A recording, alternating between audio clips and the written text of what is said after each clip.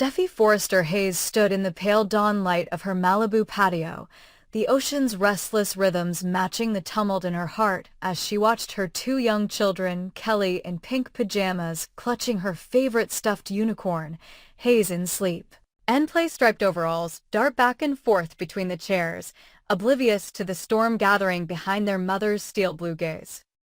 She drew in a trembling breath, feeling the weight of every gossip headline, every anxious whisper that had followed Brooke Logan's latest cliffhanging entanglement with Ridge Forrester and Nick Marone, as though the very air of Los Angeles had turned toxic with judgment. In her arms she held a hastily packed duffel of clothes, toiletries, and her wedding gown, still unworn, still aching with promise unfulfilled.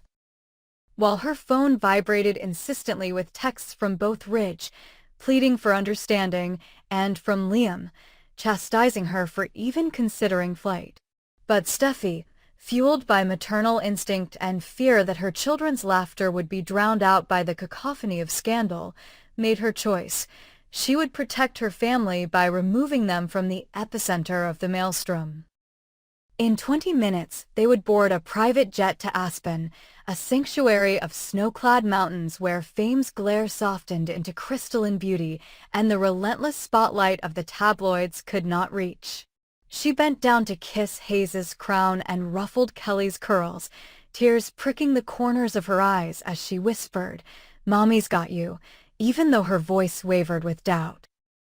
As the children clambered into the waiting SUV, she caught one last glimpse of the Pacific glittering like a promise unkept, then climbed in herself, sealing the door behind her and driving away from the home she had built with love and the man she still adored.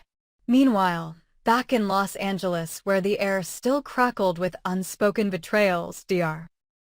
John Finn Finnegan stood alone in the hushed corridors of Il Giardino, steeling himself for the investigation that could shatter his marriage to Steffi, or save the reputation of the woman he had grown to love as a daughter of the Forrester dynasty. Steffi's departure left him with a hollow ache at his chest, but he had made her a solemn vow.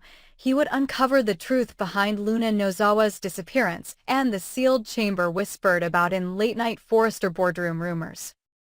His footsteps echoed on the marble floor as he bypassed the staff elevators, heading instead for the service stairwell that led to the bowels of the Finnegan Clinic, where secrets breathed behind locked doors. He carried in his pocket the keycard Dr. Lee Finnegan had reluctantly handed him under the guise of medical necessity, a keycard meant to authorize emergency access, but now repurposed for his quest for truth. Hours before, Finn had discovered inconsistencies in the electronic health records. Luna's file marked deceased, while the biometric logs showed her vitals still streaming. A cold suspicion sank into his gut. Had Lee and perhaps even Brooke Logan conspired to erase Luna from memory? Finn had confronted Lee in private, forcing the doctor's confession that Luna's body lay cryogenically preserved in a vault beneath the Finnegan wing, maintained at sub-zero temperatures to allow for experimental treatments. But Lee had insisted he needed more time, more stability before unveiling the truth. Finn, torn between loyalty to his mentor and devotion to Steffi's moral code, knew he could not wait. He swiped the keycard at a steel door beneath the lab, eyes flicking to ensure the hallway remained empty, then entered the hidden staircase that spiraled downward into cool dimness. Each step felt weighed by destiny as he reached the bottom and found a nondescript door labeled "Authorized Personnel Only." He placed his palm on the biometric scanner and felt it hum before the lock clicked open. Inside, the room glowed with the eerie blue light of refrigeration units and rows of cryogenic pods labeled in sterile, precise lettering, Patient A, B, C. Each unit housed the suspended forms of those whose lives had been deemed too precious to relinquish. At the far end was a larger pod, frosted over, bearing Luna's name in black vinyl letters. Finn's breath caught as he approached, each step a thunderclap in his mind. The console screen displayed her last known vitals, flatlining yet showing data indicating morphine drip and oxygen sensors active. He pressed a gloved finger to the touchscreen, initiating a manual override he had studied from stolen log files, and the pod's inner frost hissed as it began to thaw. His heart thundered, not just for Luna's awakening, but for the repercussions this revelation would bring crashing down upon those who had concealed it. If he extracted Luna and brought her back to consciousness, he would expose Lee's deception, Brooke's lies, and inadvertently cast Steffi's name into the center of another scandal, one so dark that even Aspen's snowy peaks could not shield them. Yet Finn steeled himself. He had sworn to protect the innocent, and Luna's right to life eclipsed any fear of personal fallout. At that instant, a distant alarm echoed through the vents, an unauthorized access alert. Finn's chest constricted. He knew that within moments, guards would flood the basement and security cameras would pinpoint his location. He needed to act swiftly. Entering the sequence for a full diagnostic reboot, he injected Luna with a carefully measured dose of warmed saline, then activated the pod's lights, half fearful and half hopeful that her eyes would flutter. Back in Malibu, Steffi paced her private suite in Aspen, phone clenched in her hand as she scrolled through the endless updates about Brooke Logan's desertion of Ridge and Nick Marone's bitter declarations of love, frowning at the mention of secret Finnegan Lab and Luna's survival. When her own phone rang with Finn's name on the screen, her heart lurched.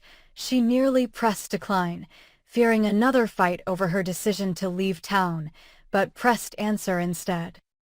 Steph, Finn's voice was low and urgent, the crackle of static underlying his words. I need you to trust me. There's a room, an underground lab where Luna, she's alive. I opened it. They've been hiding her. Steffi's breath caught. Luna Nozawa, friend of Zoe, daughter of Poppy, last seen drifting into unconsciousness at Il Giardino, officially dead. Now Finn's confession swung her world off its axis. What are you saying, John? She hissed, voice trembling with anger and betrayal. Lee lied to me. They lied to the world. I can't tell what's right anymore. Finn's next words were rushed, pleading, I need you to stay quiet until I get her awake. I can't do this without you. If anyone finds out you helped me, you'll be accused of colluding with Forrester's worst secrets. Her head spun with conflicting emotions, fear for Luna, fury at Finn's unilateral action, guilt at abandoning her husband in his hour of need. Yet she could hear the echo of Ridge's desperation in her ear. His wounded gaze when Brooke fled, his shattered pride on live broadcast. She realized that if Finn failed and Luna died, or if the conspiracy emerged before they could control its fallout, the scandal would fracture her marriage irrevocably, painting her as complicit in a cruel cover-up. Steffi closed her eyes, made her decision. I'm flying back, she said softly. Don't let them hurt her. And don't hide from me. I'm your wife, John. I deserve the truth. Finn exhaled, relief and dread mingling in his voice. I promise, Steph. I'll meet you there. The line went dead as security doors slammed in the basement of Il Giardino. Finn risked one last look at the slowly warming pod as a red alert illuminated the hallway. He swallowed his panic and moved to conceal his instruments, notes, keycard beneath a panel, heart hammering as footsteps closed in. In that moment, he understood the peril he'd invited into his marriage and his life. As security officers fanned out to investigate the breach, Finn pressed his back against the cold steel of the vault door, bracing himself for the confrontation that would determine not only Luna's fate but his own future with Steffi. And high above, Steffi's jet lifted off from Aspen's runway, carrying her back to Los Angeles, back into the eye of a scandal that threatened to consume them all. Where motherly devotion, medical ethics, and marital bonds would collide in a whirlwind of secrets destined to redefine the Forrester legacy forever. Under the molten glow of a Mediterranean sunset, Brooke Logan found herself adrift in memories so vivid they pounded through her veins like tidal waves. Ridge's gentle hand on the small of her back as he led her through narrow Capri alleyways fragrant with bougainvillea. The way he cupped her face in moonlight and whispered promises of forever atop the ancient ramparts overlooking the sea, the lazy mornings in his arms, sun streaming through terracotta shutters as Ridge traced idle patterns on her skin, and they laughed like conspirators against the world. Each recollection burned with the warmth of a love that had once felt unbreakable, a tapestry woven from threads of devotion, understanding, and that rare magic where two souls seemed to breathe as one. Yet tonight, as Brooke sat in the plush sanctuary of her villa's drawing room, leg wrapped in silk to soothe the bruises from the yacht accident that had nearly claimed her life, she realized with a jolt that her story was more than a single tapestry. It was a carousel of three men, each vying for a place at her heart's center, each ready to sacrifice everything to claim her hand.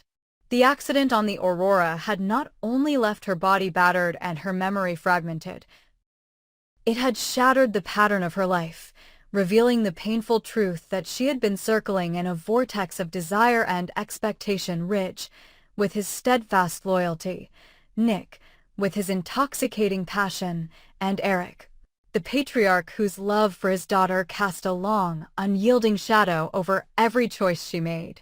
Under pressure from Eric's stern admonitions, "Brooke, you must think carefully before you give your heart away again." From Ridge's anguished pleas, "I would move heaven and earth for you, Brooke, you know that," and from Nick's unbridled devotion, "I've waited my whole life to make you my wife.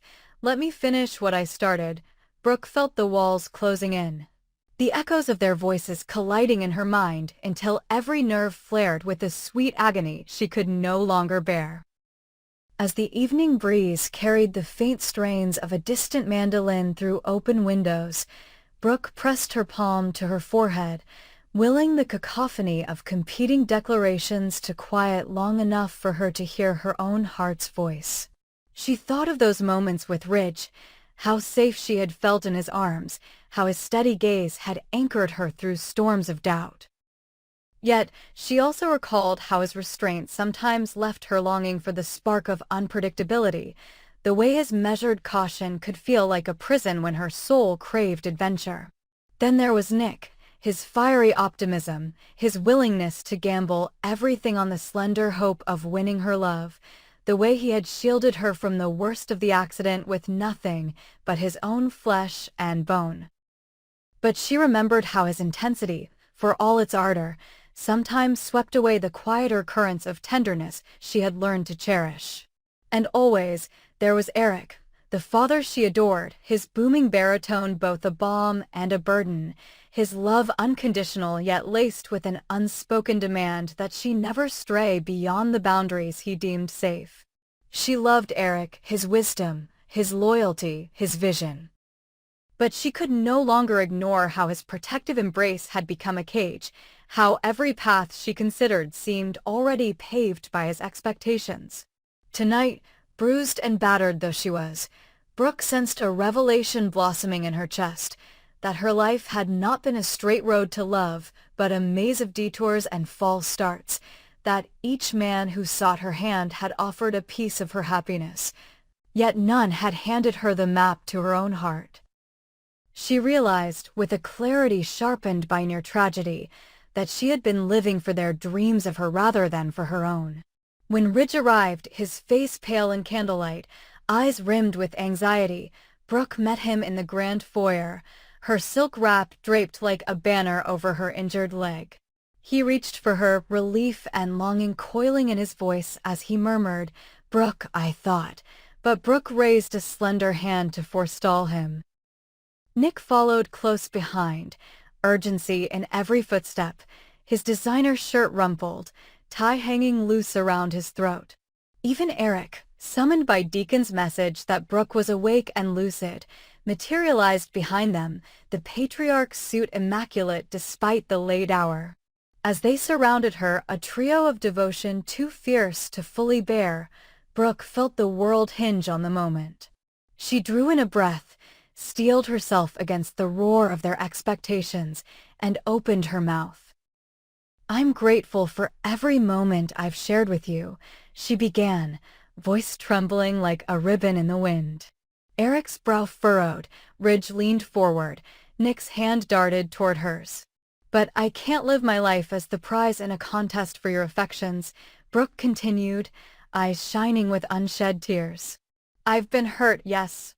But I've also learned that my heart doesn't belong to just one man, or to 3 men. It belongs to me. I need to find out who I am when I'm not defined by your love, not bound by your expectations, not caught in your rivalries." Ridge's face crumpled as if struck, Nick's jaw clenched with shock, and Eric's voice thundered, "What are you saying, Brooke?" She stood, the candlelight catching her profile in a tableau of resolve. "I'm saying I choose myself," she declared, every syllable ringing with newfound authority. "For the first time in my life, I am going to live for me. I need space to heal, to rediscover my passions beyond this unending love triangle. I need time to breathe without your prayers, your warnings, your promises. I need to learn who Brooke Logan is without Ridge, without Nick, even without Eric's guiding hand." For a heartbeat, silence reigned like a judge's gavel. Then Ridge's shoulders sagged as if the air had been sucked from his lungs. Nick's eyes glistened with betrayal and longing. And Eric, his expression a storm of disbelief and paternal heartbreak, took a step back as though she had walked off the edge of his carefully constructed world. Brooke met each of their gazes, her own vision clear for the first time in years. She saw the raw pain in Ridge's eyes, the man who had built his life around her love, now stunned to find that love no longer belonged to him alone. She saw the desperation in Nick's features. The man whose every heartbeat had pulsed with the hope of making her his bride, now left clutching an unaccepted ring and a wounded soul. And she saw Eric's fury tempered by fatherly concern, the patriarch certain that he knew what was best for his daughter, now confronted by the fact that her destiny lay beyond his plans. When Brooke finally turned away, her silk wrap brushing the marble floor, she felt the weight of their gazes fall from her shoulders like discarded chains.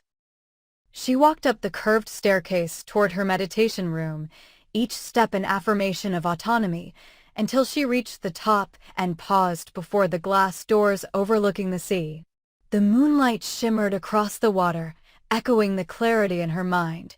She would choose herself, her own path, her own happiness. Behind her, the 3 men stood silent and stunned, their world irrevocably altered by her declaration. And in the vast night sky, beyond rivalries and regrets, beyond broken vows and unspoken desires, Brooke Logan at last embraced the promise of a tomorrow written by her own hand, where the only voice she would follow would be the one echoing in her own heart.